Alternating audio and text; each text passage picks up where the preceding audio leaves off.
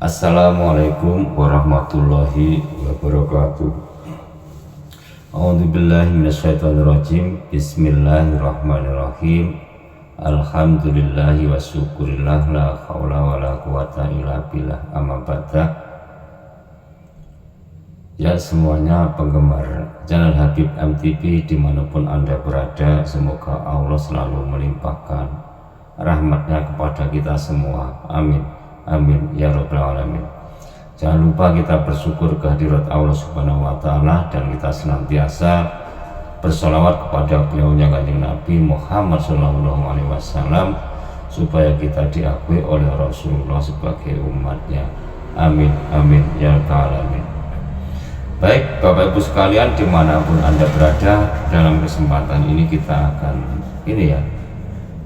akan memutar video dari beliaunya Gus Baha yang sangat populer pada saat ini ya, karena beliau adalah ahli ilmu, orang ngalim.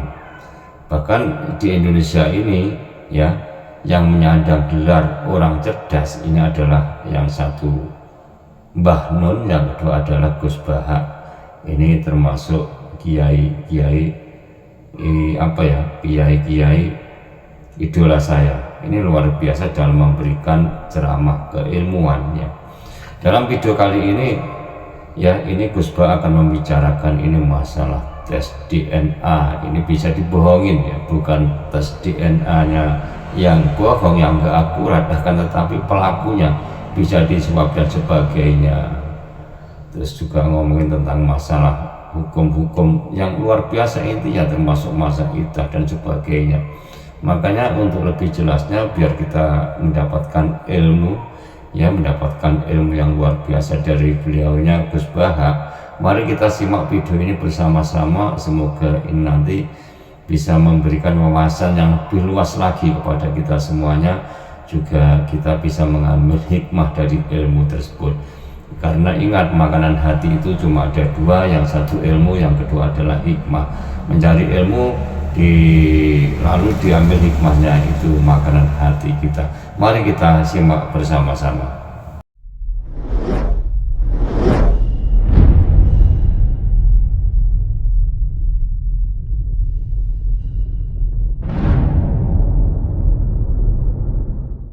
Sangat kita hormati bersama ini, ada Bapak Rektor, ada Bapak On, Bapak Rohidin, semua wakil rektor, semua yang ada di sini, dan semua muhibbin, semua pecinta ngaji yang saya hormati. Meneruskan ngaji yang sempat tertunda sudah beberapa kali. Saya memang termasuk orang yang sangat menekuni ilmu, seperti yang dikatakan Pak Fathul Wahid lagi. Dikatakan lagi berkali-kali bahwa memang penelitian itu, saya berkali-kali bilang, tidak harus orang-orang pinter banget sebetulnya, karena perangkat yang disediakan Allah ini juga menyediakan untuk orang-orang bodoh. Dan itu hikmah terbesar dari Islam. Jadi Islam ini bisa difahami orang pinter juga oleh orang-orang yang nggak pinter.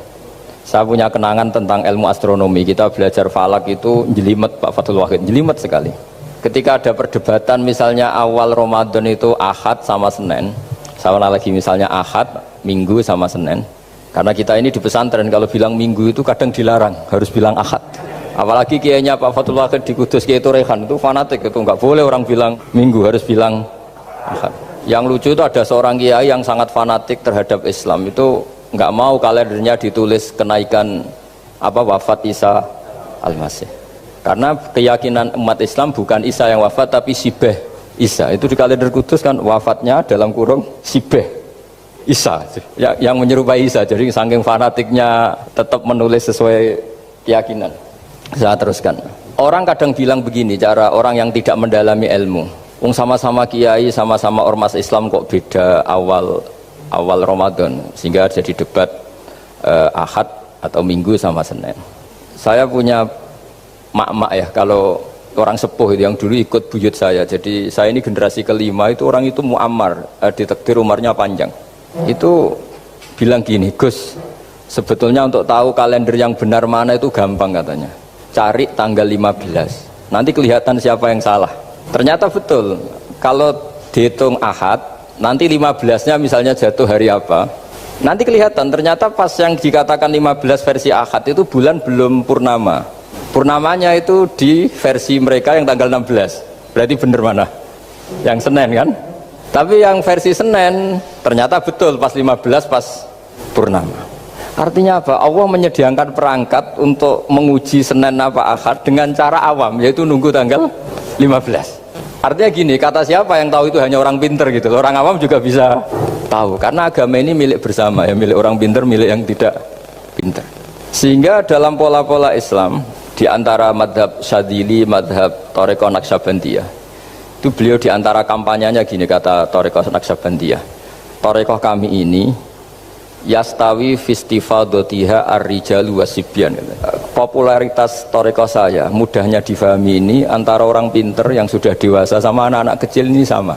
Kenapa demikian? Kalau dalam filosofi kebenaran itu ada pepatah fa innal haqqo adharu min syamsidz dhahirah. Kebenaran itu lebih jelas ketimbang matahari di siang hari.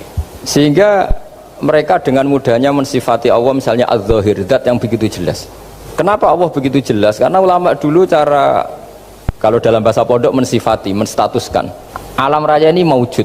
Maujud itu ada. Di mana-mana sesuatu yang ada itu ya diciptakan oleh yang ada. Masa Anda ada kok menciptakan yang ada? Sehingga mereka tidak pernah tertarik sama faham komunis, ateis bahwa alam ini dimulai dari ketiadaan.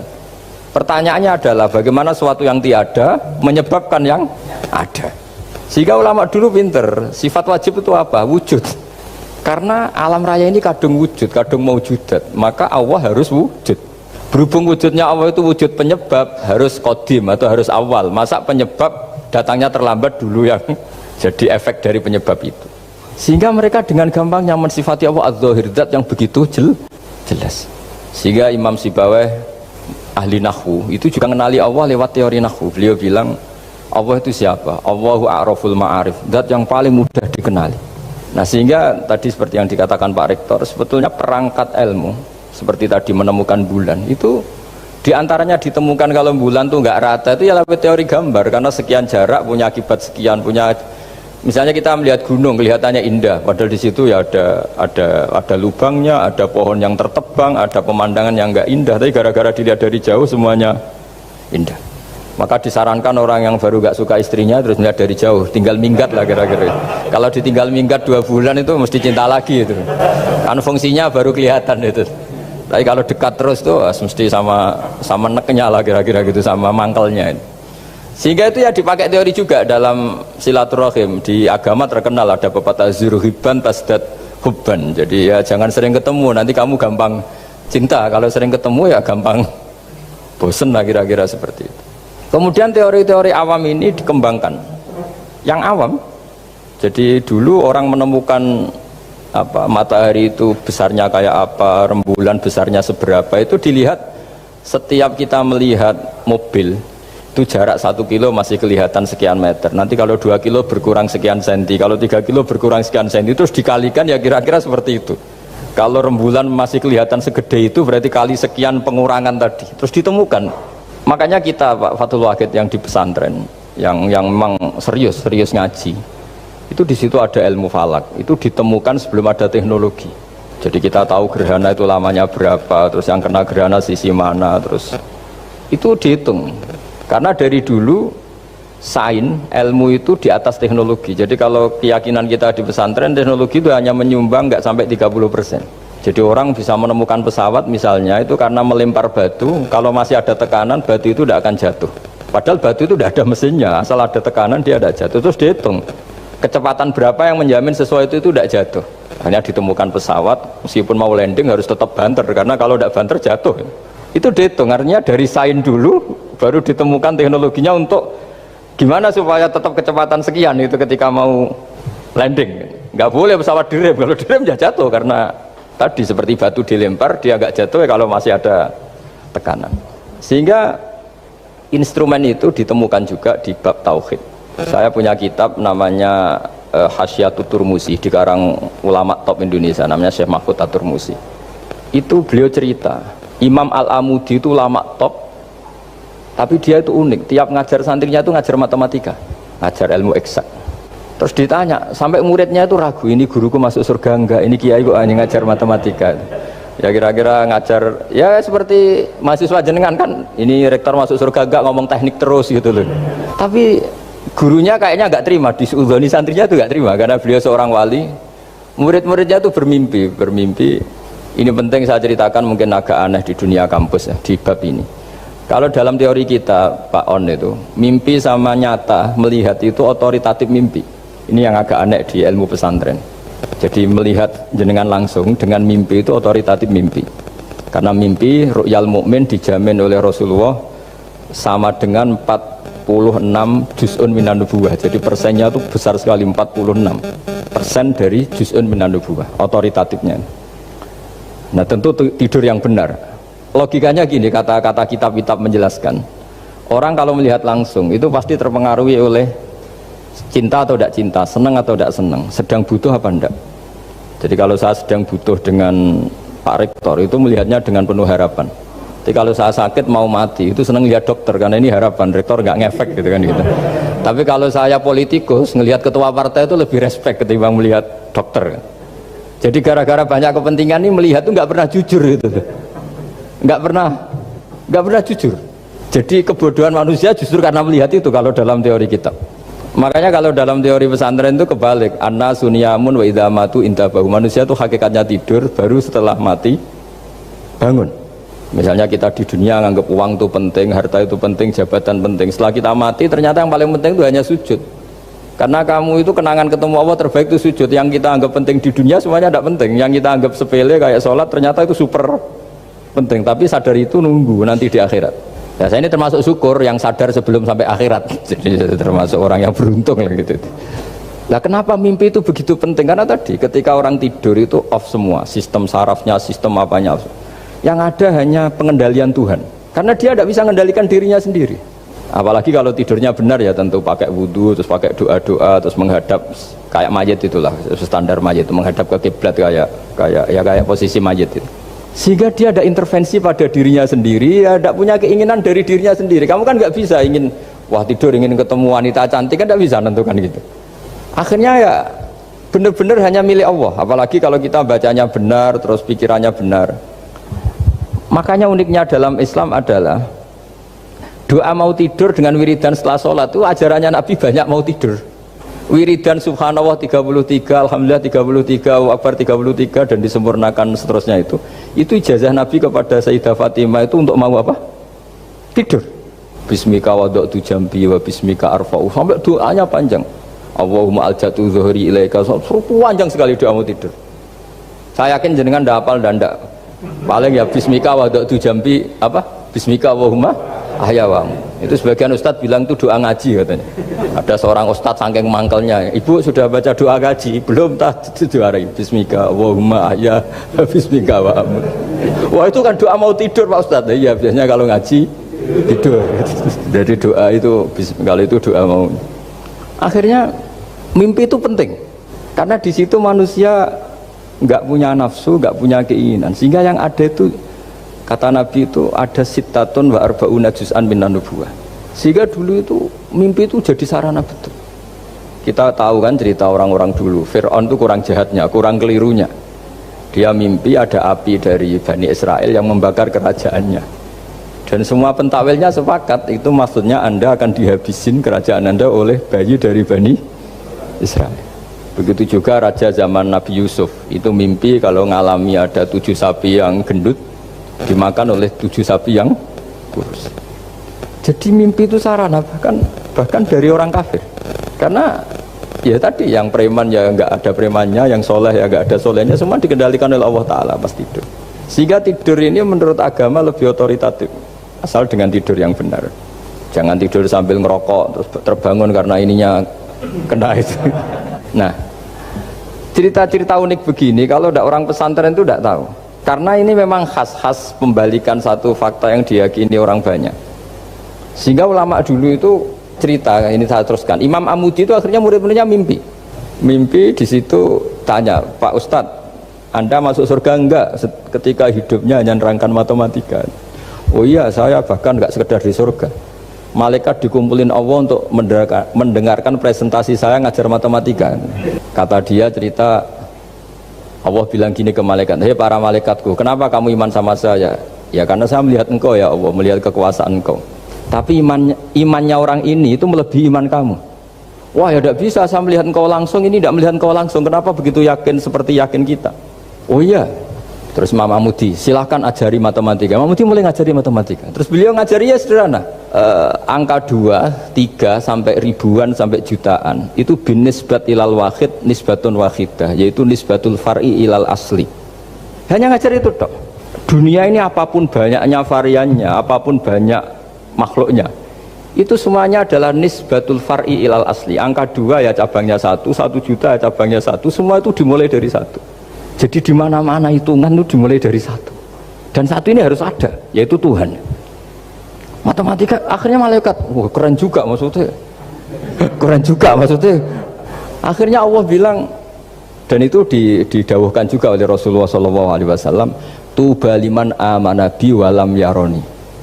Yang hebat itu imannya orang yang enggak melihat saya. Makanya masyhur itu, malaikat ditanya Allah, siapa imannya yang paling kuat? Ya kita, karena melihat engkau langsung ya Allah. Para nabi. Terus tapi yang dari sekian pertanyaan itu jawab sama, yang paling ajaib adalah umat-umat Muhammad di akhir zaman, nggak menangi nabinya, juga nggak pernah lihat surga neraka, tapi iman sama saya. Dan mereka punya cara untuk imannya itu berkualitas sama dengan kamu para malaikat. Ya diantaranya dengan cara logika tadi yang saya utarakan tadi. Am khuliqu min ghairi syai'in am humul khaliqun. Kalau alam raya ini wujud, maka penyebabnya harus sesuatu yang wujud. Masa sesuatu yang nggak wujud menyebabkan yang wujud? Kalau angka 10 ada, 1 juta ada, pasti dimulai angka 1. Makanya nisbatus naini wal arba'ah ila ma la nihayatalaha, itu semuanya nisbatul far'i ilal asli. Semua angka berapapun jumlahnya itu binisbat ilal wahid adalah nisbatul far'i ilal asli. Itu cara-cara, makanya tadi kajian ilmu itu tidak ada habis-habis.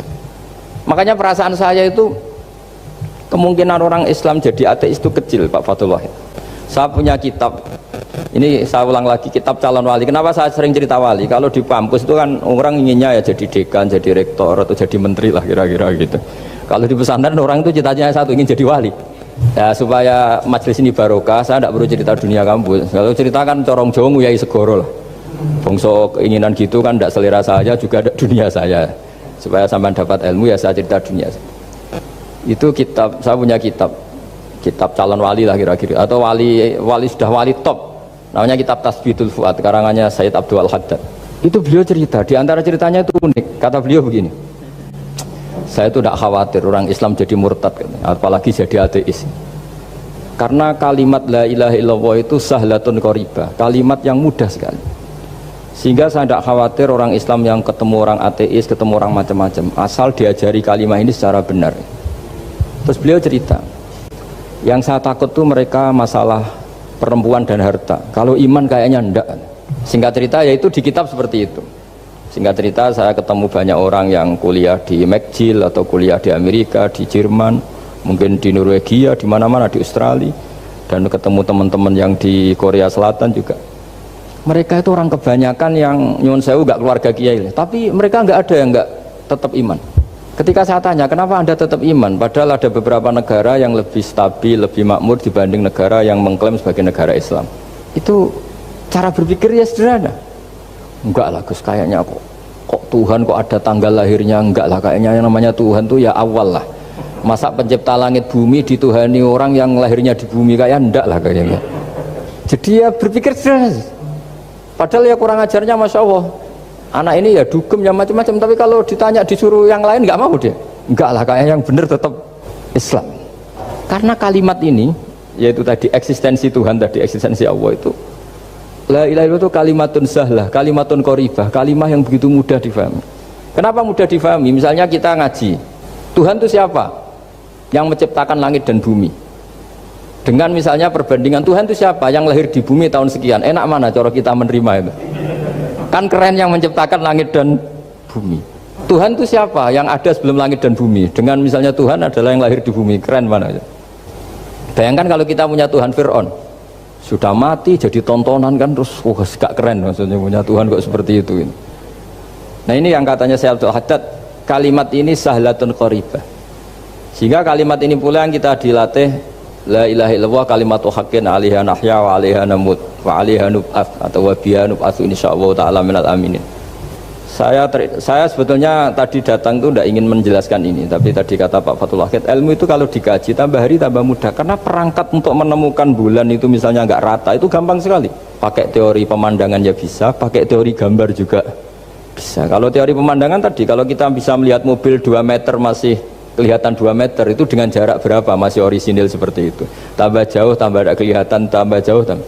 Nah ternyata setelah 5 kilo misalnya tidak kelihatan, berarti untuk jumlah 2 meter hilang per 5 kilo. Nah berarti kalau bulan masih kelihatan segitu, berarti jarak kita dan bulan kira-kira sekian ribu kilo. Itu bisa dihitung, itu tambah teknologi.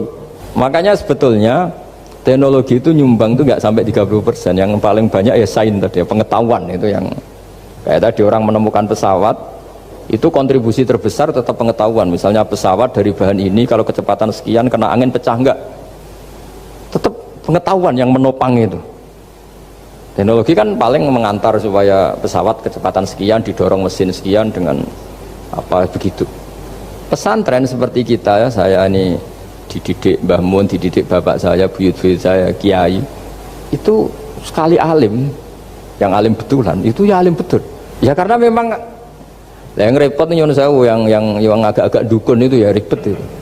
Penting rambutnya gondrong, terus terkenal gak pernah mandi, terus nanti ada orang tertentu tertarik minta doa, ini yang ribet ini, susah ini sertifikasinya susah ini karena. Tapi kalau kita ini di pesantren yang coro sertifikasinya jelas. Jadi berani jadi Gus harus bisa baca Mu'in gitu, berani jadi Kiai harus bisa baca Wahab. Aturan mainnya jelas kalau di ini. Yang repot tuh yang sebagian itu aturan mainnya tidak jelas. Terus promosinya itu pernah datangi menteri loh, pernah datangi, wah ya ribet kalau ukuran keren tuh didatangi apa? Menteri atau pejabat. Saya teruskan ya, karena ilmu itu harus menyelamatkan kita sampai di depan Allah Subhanahu wa ta'ala. Nah, ketika kita menyifati Allah itu az-zahir, zat yang begitu jelas, itu kalau kita kan kok begitu jelas padahal gak bisa dilihat, terus kita sendiri tidak pernah melihat. Tapi eksistensi Tuhan sebagai Tuhan, yaitu al-wajibil wujud, itu jelas sekali, karena gak mungkin suatu yang wujud diciptakan oleh yang tidak wujud. Kenapa harus awal? Masa pencipta datangnya terlambat? Terus juga harus bako itu abadi atau al-akhir kalau dalam bahasa Quran. Masa zat yang superior kemudian kalah sama yang diciptakan? Berarti nanti ada kekuatan besar yang mengalahkan Tuhan. Ya kan ya aneh, kekuatan ini dalam kendalinya kemudian Allah kalah kan tidak mungkin. Makanya disebut al-akhir, Allah pasti tidak ada yang mengalahkan. Terus diantaranya lagi disebut qiyamuhu binafsihi, kalau dalam bahasa Quran disebut al-qayyum, zat yang berdiri sendiri. Gak boleh Tuhan butuh yang lain. Kalau butuh yang lain berarti bergantung pada yang lain, dan nggak usah jadi Tuhan lah kalau masih butuh yang lain. Sehingga karena kekuatan ini, saya ulang lagi, karena kekuatan ini, ketika anak-anak mahasiswa kuliah di Jerman atau di Swiss, di negara-negara yang lebih bahagia ketimbang negara yang mayoritas Muslim, itu mungkin mereka tertarik sama sistem negara itu karena ada jaminan sosial ini, tapi nggak pernah tertarik sama Tuhannya negara itu, karena dihitung-hitung tadi Tuhannya mesti keren kita gitu.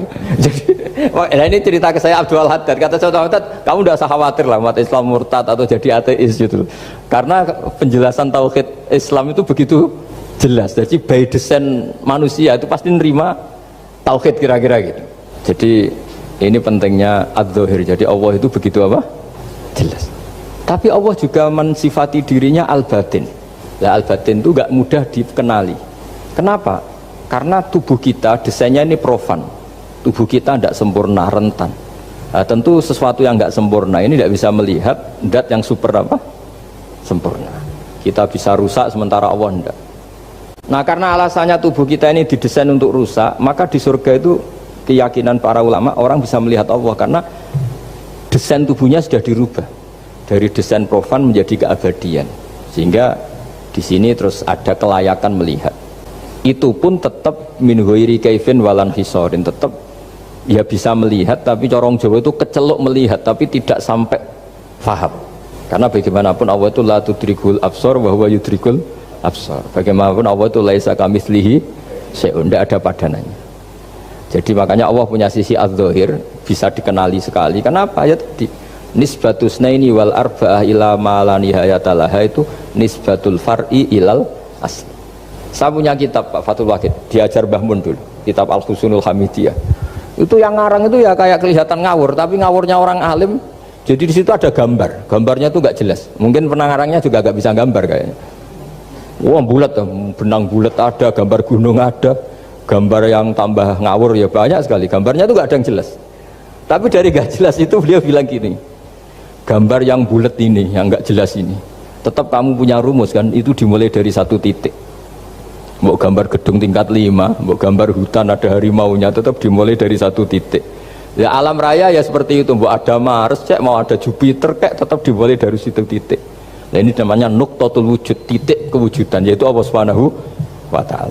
Sehingga ketika kita ngaji, ketika di pesantren dulu, penjelasannya adalah Al-Quran maknanya dipadatkan di Fatihah, Fatihah dipadatkan di Bismillah, katanya Bismillah dipadatkan di titiknya ba. Nah titik ba ini dianggap titik awal wujud, bi kana makana wa bi yakunu mayakun. Kira-kira Allah mentitahkan karena saya semuanya yang ada, dan karena saya yang mau ada bisa saya adakan.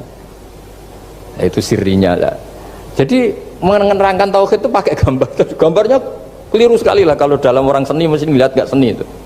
Karena dia agak butuh gambarnya, butuh mau menjelaskan buat dunia sebanyak ini, buat alam raya sebanyak ini tetap dimulai dari satu titik. Nah, sehingga di sini ada tauhid qul huwallahu ahad, Allahus samad, dan seterusnya. Nah, saya mohon lewat penjelasan ini ya, baik orang yang ahli teknik maupun ahli medis, ahli apa saja, tolong latihlah memberi penjelasan yang mudah, sehingga agama ini mudah dicerna. Sehingga kalau ini dijelaskan cara mudah beragama itu jadi gampang. Makanya ciri utama agamanya orang-orang baik itu satu, man radiya billahi robba. Radiya itu seneng banget. Kenapa seneng banget? Karena memang agama ini nyaman, indah. Jadi datang dengan kebenaran yang mudah dicerna. Coba kalau agama ini datang dengan cara misalnya gini, kamu harus menuhankan ini, dan kita tahu itu lahirnya di bumi, kan ada yang ganjel.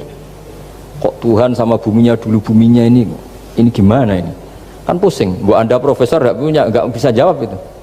Tapi kalau Tuhan itu adalah yang ada sebelum langit dan bumi, kan ya iyalah, masa Tuhan terlambat datangnya, kan terus enak gitu menerimanya itu. Makanya diantara kekalahan Fir'aun berdebat, ya Nabi Musa ya Nabi lah, juga proses ya. Nabi Musa ketika ditanya Fir'aun, wama Rabbul Alamin, Tuhan kamu itu siapa? Jawabnya Nabi Musa, Rabbus samawati wal ardi, yang menuhani langit dan bumi. Itu Fir'aun masih bisa ngeles.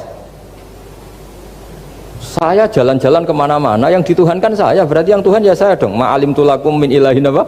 Ghairi, kata Fir'aun. Soal Tuhan kamu di langit, begini kata Fir'aun. Haman dipanggil, Haman bikinkan piramida yang paling tinggi, saya ingin melihat Tuhannya Musa. Musa bingung kan, padahal kalau naik piramida nanti Fir'aun pun tidak bisa melihat Allah kan. Wong yang nabi yang kiai aja gak bisa melihat, apalagi Fir'aun. Padahal celakanya ketika dia tidak melihat Allah, dia akan mengatakan Allah itu tidak ada, ribet kan. Itu penjelasan tentang Tuhan ini sebetulnya sudah absolut lah. Rabbus samawati wal ardi, Tuhannya langit dan bumi. Tapi itu gak ngefek, di perdebatan gak ngefek.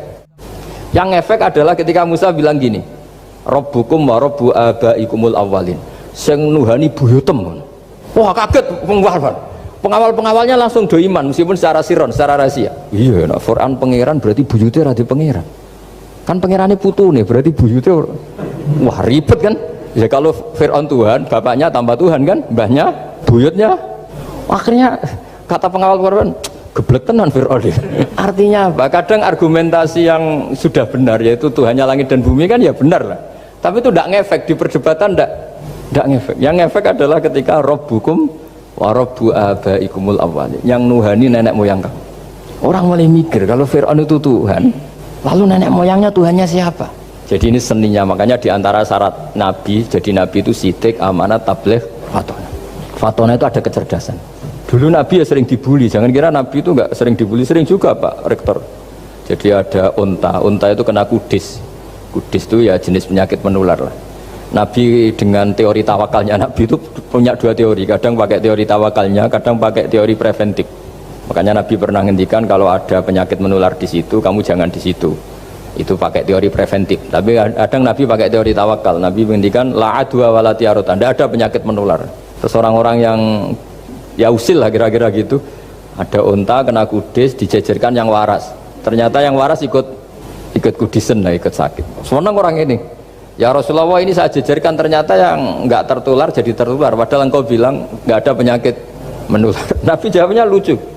Faman a'dal awwalah. Kalau yang pertama ini tertular siapa? Dia dikira Nabi itu kalah karena melihat unta yang kedua. Ternyata Nabi nggak, ketika dipanggil ya Rasulullah ini unta agak gudikan, tak jejerkan yang kudisen, ternyata ikut kudisen. Berarti penyakit itu menular. Tapi Nabi jawabannya faman a'dal awwal. Lalu yang kena penyakit pertama tertular oleh siapa? Wah, itu asli dari Allah. Ya maksud saya seperti itu kata. Nah itu yang dikatakan fatona. Jadi Nabi itu harus punya sifat apa? Fatona. Karena dengan kecerdasan itu Nabi bisa berargumentasi. Kayak tadi, ketika Fir'aun dikatakan Allah yang menuhani langit dan bumi, Fir'aun masih mengklaim dia Tuhan. Karena di mana-mana dia dituhankan. Tapi ketika diingatkan bahwa kamu anak seorang manusia, punya bapak, punya kakek, punya buyut, punya canggah kalau bahasa Jawa. Lalu kalau kamu yang Tuhan, dan Tuhan dimulai Anda, lalu mbah-mbah kamu Tuhannya siapa? Gak bisa jawab kan? Akhirnya banyak punggawa yang saat itu iman. Jadi iman itu bisa menghunjam kepada siapa saja, termasuk yang orang-orang topnya Fir'aun. Sehingga ketika Fir'aun rapat Musa harus dibunuh besok, tangkap besok, sebagian mereka itu membocorkan informasi itu. Datang ke Musa, tadi malam kita ikut rapat, keputusannya Anda dibunuh, maka larilah kamu. Itu barokahnya iman. Artinya ya karena logika Musa lebih masuk akal, ya mereka lebih percaya sama Musa. Tapi gara-gara profesi ya tetap kerja, dan yang mulai ribet dunia. mulai ribet jadi makanya kamu jangan tanya kaifa hukmul mukmin sing yukhfi imanahu, bagaimana hukumnya orang mukmin yang menyembunyikan imannya demi aman. Ya tidak usah kamu jawab. Kalau kamu jawab boleh, ini kok kayak pecundang. Kamu jawab haram, pernah terjadi itu. Wa qala rajulun mu'minum min ali fir'auna yaktumu imana. Ya, ini khazanah ya. Jadi saya mohon mengkaji Islam itu harus dengan sisi-sisi yang bisa difahami orang pinter juga orang bodoh. Kata Imam Ghazali banyak itu, karena hadatin itu harus difahami orang pinter juga orang bodoh. Terus contoh yang paling populer tentu sering saya utarakan masalah iddah. Iddahnya orang terceraikan itu 3 kali masa suci. Kalau menurut Abu Hanifah 3 kali masa haid. Orang pinter tahulah kalau perempuan sedang haid, menstruasi, pasti sedang tidak hamil. Sehingga kalau dia sudah haid 3 kali ada kepastian tidak hamil. Kalau tidak hamil artinya apa? Nggak ada sperma dari zaut awal, suami pertama, yang jadi anak dia. Padahal tujuan iddah adalah nanti kalau di hubungan suami istri sama suami kedua, jelas anaknya suami kedua. Tapi kalau andaikan tidak ada iddah kan, malam hubungan suami istri, pagi bentrok cerai, terus kawin, kumpul suami istri lagi, terus nanti anaknya itu anaknya siapa? Kan nggak jelas. Kalau sampean bisa klaim lewat DNA juga mungkin secara ilmu objektif Pak Rektor, masalahnya juga bisa disuap kan? Saya sering dibantah orang-orang itu. Wah Gus, DNA itu otoritatif karena gini-gini, nggak mungkin, bohong kamu. Ya DNA-nya nggak bohong, pegawainya bisa disuap kan? Kayak nggak tahu manusia apa nggak tahu Indonesia, nggak tahu terus. Itu yang sensitif itu, yang mulai wilayah sensitif itu. Nggak tahu manusia apa kayak nggak tahu Indonesia. Manusia aja ya sudah. Berarti Anda sangat nasionalis. Jadi ribet kan? Maka dianjurkan ada iddah. Dengan iddah selesai berarti benar-benar perempuan ini baru atur rohmi, rahimnya steril dari unsur mani zaut awal. Dan kalau 3 kali masa suci itu artinya apa? Kira-kira 3 bulan. Kira-kira ya. Wal mutallaqatu yatarabbasna bi anfusina salah satu apa? Quru. Pertanyaannya kalau 3 bulan, andai kan tidak pakai teori ilmiah, menstruasi itu sudah teori ilmiah.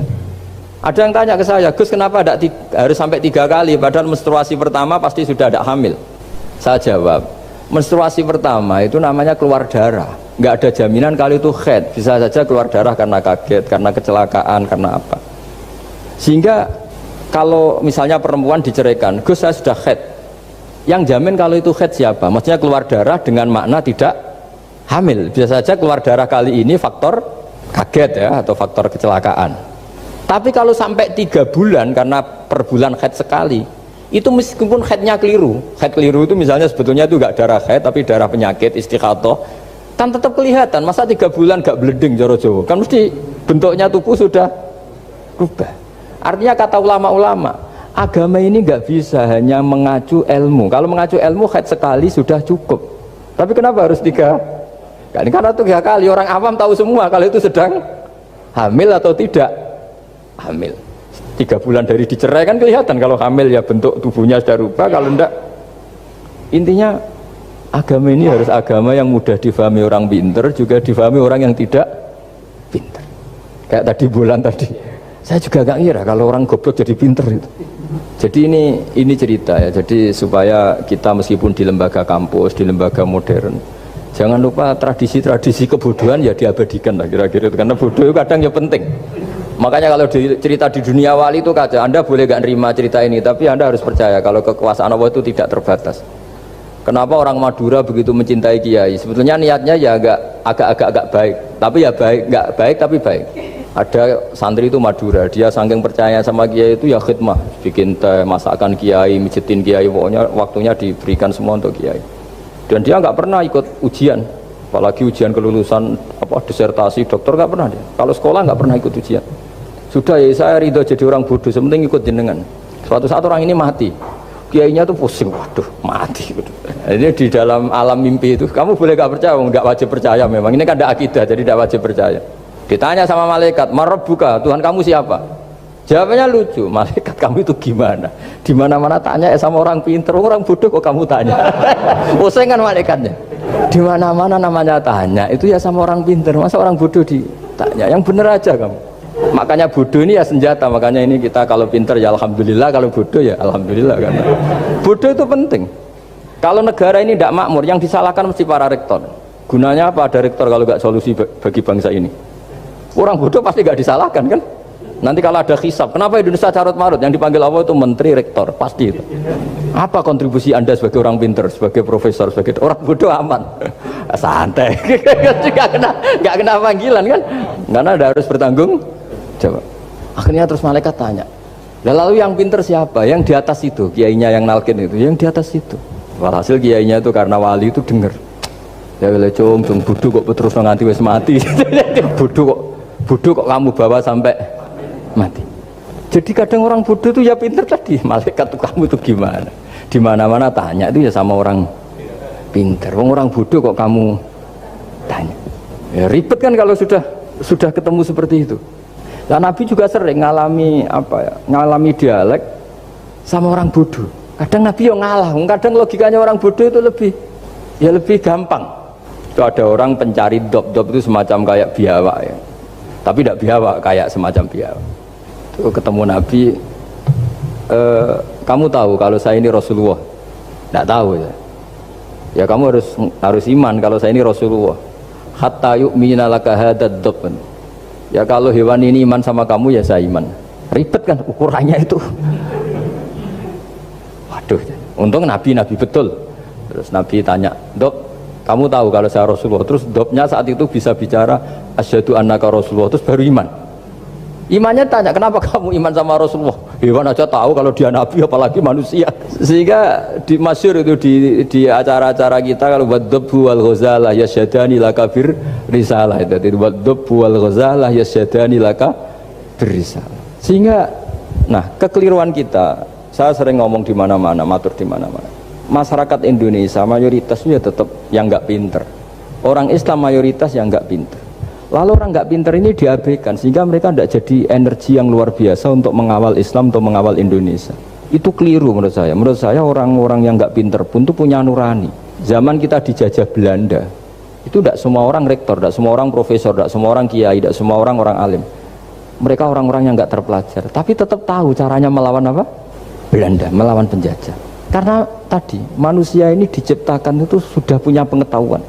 Seperti mukadimah dibaca Pak Rektor, Iqra wa rabbukal akram alladzi 'allama bil qalam 'allamal insana ma lam ya'lam. Jadi bawaan manusia itu akan tahu untuk sesuatu yang perlu diketahui meskipun dia orang bodoh. Saya ulang lagi, meskipun mereka orang apa? Orang bodoh. Ya di sini ini Islam datang yastawi fistifadatiha fistifadati syariah ar-rijalu wasibyan, bahwa ukuran kebenaran itu adalah siapapun mudah tahu. Bahwa angka 2, angka 3, angka 5 itu adalah far'ul wahid, cabang dari angka 1. Fal aslu huwal wahid, yang asli adalah angka 1. Dan 1 ini harus 1. 0, itu ditemukan untuk setelah ada angka 1. Jangan keliru kamu. Tanpa ada angka 1 tidak ada 0, 0, ada gunanya kalau ada 01. Misalnya ada orang bilang, tapi kan ada 0 tetap saja harus ada angka 1, nggak bisa. Kamu bayangkan 0,5 kan karena ada 1. Artinya apa? Kamu bilang separuh dari 1. Tapi itu pun karena sudah ditemukan aljabar. Makanya kalau dalam matematika Arab, mungkin di sini banyak orang eksak. Kalau matematika Arab itu mudah sekali, Pak On. Orang Arab itu nggak mau bilang 2,5. Misalnya zakatnya tijarah itu 2,5. Itu kan kalau kita zaman SD kan garap porogapit. Itu orang Arab nggak mau. Saya pernah cepet-cepetan garap matematika, yang ahli matematika sama saya itu cepet saya. Karena saya pakai matematika bodoh. Justru itu gampang. Kalau orang Arab cara berpikir gini, kalau bilang 2,5 itu rubu'ul usur. Apa? Rubu'ul usur. Dari rubu'ul usur gini, 1/4 dari 1/10. Jadi misalnya 100 1/10-nya berapa? 10. Setelah 10 1/4-nya berapa? 2,5. Jadi bertahap, rubu'ul usur. Sehingga misalnya gitu, 1 juta kan angkanya nolnya kan 6. Kalau kamu porogapit 2,5 kan kuweselan kayak porogapit. Kalau orang Arab gampang, 1 juta 1/10-nya berapa? 100. 1/4-nya 25. Berarti 2,5-nya 1 juta 25.000. Orang Arab bilangnya rubu'ul usur. 1/4 dari 1/10. Jadi di 1/10-kan dulu baru di 1/4. Jadi lebih cepat. Sampai pakarnya tanya, Gus kok bisa gini? Wah, aku anak kiai ngawur ya. Saya ini, makanya banyak orang pesantren itu pintar matematika. Sebetulnya matematika yang model, ya sebenarnya kayak agak model bodoh itu. Tapi itu gampang, orang awam gampang. Kalau kita kan enggak, misalnya zakatnya zuruk, zakatnya tanaman itu 1/10 atau 1/20. Kalau orang Arab enggak mau 1/10 atau 1/20. Berarti kalau 100 ton atau 100 pintal berarti berapa? 10 atau 5 kan? 1/10-nya 100 berapa? 10. Kalau 1/20-nya 5. Kalau hitung-hitungan di fikih zakat orang modern kan 1/10 atau 1/20. Kalau orang Arab nggak mau bilang gitu. Zakatnya zuru itu al-usur 1/10. Berarti per 100 ton misalnya 10. Atau nisful usur, separuh dari 1/10. Jadi nggak mau bilang 1/20, usur atau nisful usur. Gampang mana coba? Ya kan, usurnya kan 10. Kalau nisful usur 5 atau 1/20. Daripada gawe porogapit, wah seruat. Jadi kita ini yang kelihatan goblok matematikanya ya pinter juga gitu. Meskipun juga tetap goblok karena ada nekuni gitu. Sehingga di pondok itu ya dulu diajarkan faraid, falak itu ya gampang sekali karena memang hitungan Arab gitu. Kalau bilang 2/3 itu sulusani apa? Jadi 6. 2/3-nya 6 berapa? 6 sulusnya berapa? Sepertiganya 2.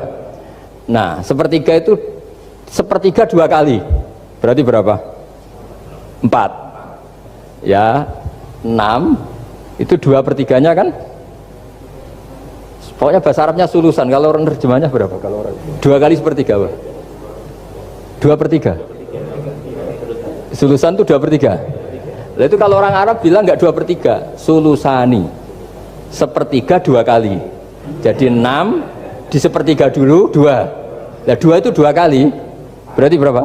4. Jadi itu, nah Quran itu ya kira-kira gitu. Jadi kelihatannya goblok, tapi itu pinter itu. Yang porogapit kelihatannya pinter, tapi tidak pinter. Ukuran orang pinter yang mempermudah yang sulit, jangan mempersulit yang mudah kan itu. Makanya saya bilang ini yang pinter yang mana itu.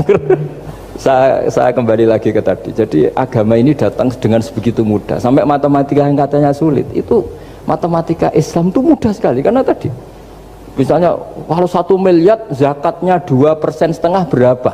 Kan pusing kan? Tapi kalau kamu pakai teori rubul usur 1 miliar, usurnya 100 juta. 1/4-nya 25 juta. Berarti per 1 miliar. Gampang mana coba sama ngomong itu? Nanti ada yang nyeleduk, gampang kalkulator Gus. Ya ribet lagi kan kalau kalkulatornya pas hilang atau pas dipakai anaknya belajar daring, ribet kan HP-nya. Jadi ini cerita ya. Jadi seperti yang dikatakan Pak Rekro tadi, sebetulnya ciri utama ilmuwan atau ulama atau profesor atau doktor itu usahakanlah yang mudah itu, yang sulit itu menjadi apa? Mudah. Yuridu wa bikumul yusra wa la yuridu bikumul usra. Sehingga kata Imam Alamudi, dia menjadi wali besar itu justru karena belajar tauhid. Yang dari belajar matematika tadi, dari matematika dia tahu bahwa angka berapapun jumlahnya itu binisbat ilal wahid, itu semuanya nisbatul far'i ilal asli, semua itu cabang dari satu. Alam ini kayak apa besarnya, apa Mars, ada Jupiter, tetap semuanya nisbatnya ke Allah adalah nisbatul far'i ilal asli, semua itu diciptakan oleh pokok yang satu, yaitu Allah Subhanahu wa ta'ala. Saya kira demikian. Assalamualaikum warahmatullahi wabarakatuh. Assalamualaikum warahmatullahi wabarakatuh. Mohon berkenan Gus, saya mau bertanya. Karena saya bodoh akan bertanya kepada yang pintar ini, biar nggak disalahkan. Mana ya, langsung ke pertanyaan, lebih penting mana antara pintar dengan cerdas? Karena ada anekdot Madura itu, ya. Karena orang Madura kan terkenal anekdotnya ya. Pada suatu saat di sekolah SD itu ada upacara, kemudian ada di anekdot itu ada menteri yang menanyakan kepada salah satu guru bahwa tiang bendera ini berapa tingginya. Oleh seorang guru itu manggil murid untuk naik ke tiang bendera itu untuk mengukur tingginya tiang bendera itu. Kemudian sama seorang pejabat itu ditegur, kenapa susah-susah dinaikin tiang bendera itu? Enggak ditidurkan aja biar tidak mengundang bahaya. Dijawab oleh seorang guru tadi, tadi Bapak kan menanyakan tingginya tiang bendera.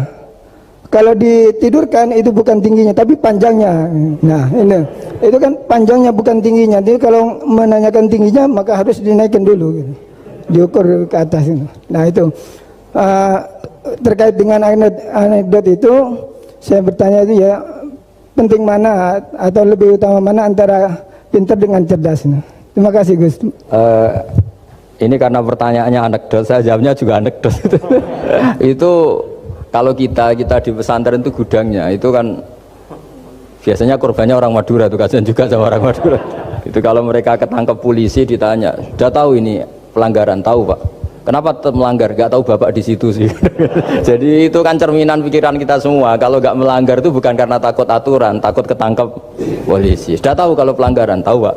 Kenapa melanggar? Nggak tahu Bapak di situ. Ribet kan? Nah, tapi sebetulnya jawaban dari pertanyaan jenengan itu ya sebenarnya Anda pasti tahu lah. Ini kan antara cerdas dan pinter itu mungkin ya pinter itu ya cerdas, cerdas ya pinter. Yang jelas mengetahui sesuatu yang semestinya itu ya kecerdasan, dan mengetahui itu ya namanya pinter gitu. Cuma tadi yang menterinya memang tanyanya ketinggian, di mana-mana yang bentuk tinggi itu ya begini gitu kan. Kalau begini orang sudah bilang bentuk panjang gitu. Jadi ya dalam hal ini ya pinter dan cerdas anak SD tadi yang naik tadi, karena ya tetap dia memang benar-benar ngukur ketinggian itu, bukan kedataran. Nanti lama-lama ini bukan panjang Pak, tiduran. Tapi itu memang di beberapa dunia wali itu dunia yang memanfaatkan kepintaran dan kecerdasan. Misalnya banyak wali yang ibadahnya itu biasa. Ditanya kenapa kamu ibadahnya biasa? Loh, Allah itu enggak diuntungkan oleh ibadah saya. Ya sudah, saya ibadah standar saja lah yang wajib-wajib. Makanya di dunia wali itu lebih ngeri guyonannya. Ada seorang wali doa di multazam, ya Allah ampuni dosa saya, ampuni, dan ini tempat mustajab, saya berdoa supaya saya tidak dosa lagi. Itu jawabannya unik. Kalau orang tidak dosa, sifat ghafur saya nganggur. Jadi saya ini ghafur itu pemaaf. Kalau nggak ada yang salah, lalu ini gimana ini? Nggak ada objeknya lah kira-kira gitu. Jadi hubungan wali dengan Tuhan dulu itu ya asik, karena ya memang agama ini datang dengan keasikan. Makanya disebut halawatal iman. Halawah itu nyaman, indah. Makanya Nabi itu kalau mensifati sholat, wa qurratu aini fi sholat, nyaman saya ketika sholat, karena Allah itu jamil, Allah itu indah, sehingga ya nyaman. Loh, saya itu kalau mikir mati itu Pak Rektor itu ya takut kadang-kadang, wah dikubur terus ditinggalkan gitu, ribet kan. Tapi kalau setelah saya ngenangen, dulu ketika saya janin di perut ibu ya nggak tahu cara hidup, ternyata saya hidup dengan cara yang saya nggak tahu. Wong bisnis agak bisa, kerja agak bisa. Kamu ketika jadi janin kan sudah ada nyawanya, sudah hidup. Kamu bisa ngelola hidup kamu di situ, tidak bisa kan? Ternyata bisa hidup. Makanya Allah mengingatkan wa id antum ajinnatun fi butuni ummahatikum. Kalau kamu janggal hidup kamu di kuburan, apa kamu tidak pernah hidup di kuburan? Yaitu ketika kita masih janin di perut ibu. Kalau ibu kamu seneng renang, ribet kan, sudah dalam perut, orangnya renang lagi. Udah gitu.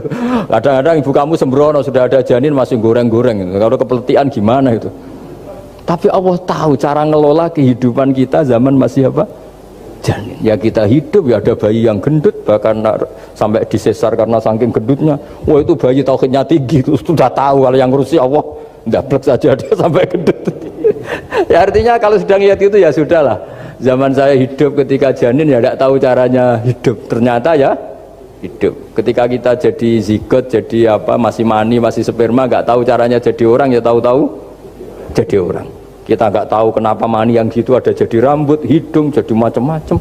Setelah besar ya tahu proposal, tahu bulat, macam-macam. Wah. Makanya kalau Kiai itu pinter anekdot. Saya pernah disewani istri Pak Rektor, melarat sekali, melarat betul. Melarat jelek, kebetulan yang tanya saya itu jelek. Wah beneran ya kata saya. Istri perempuan. Gus, suami saya itu miskin Gus, doain kaya Gus supaya hidup saya itu enak. Terus tak guyoni. Nanti kalau suami kami kaya, pertama yang dievaluasi rumah Gus ganti ya, rumah diganti, mobil diganti, lama-lama yang diganti kamu. Karena apa? Rumah sudah bagus, mobil sudah bagus, yang nggak bagus itu kamu. Pasti diganti, tak jamin itu kata saya itu. Terus dia bilang, ya udah nggak usah Gus. Jadi untuk karena saya ini ya mikir, saya ini kiai kan jaga image, sampai saya doakan tidak mandi kan jatuh. Ya sudah mendingan itu, mendingan tak kasih pengertian itu. Kalau suami kamu sudah kaya kamu ganti apa? Rumah kan, terus mobil kan. Lama-lama yang dievaluasi apa? Oh kamu pasti apa? Istri kan. Jangan-jangan trennya orang kaya kan gitu kan. Trennya orang kaya kan, ya gitulah. Terus dia udah nggak usah. Jadi artinya itu kecerdasan. Kiai gitu itu kecerdasan. Karena kalau doa tidak mesti mustajab juga kan. Udah kiai top gitu, doanya ngobos juga kan, ribet kan. Akhirnya ya sudah gitu aja. Ya saya kira demikian.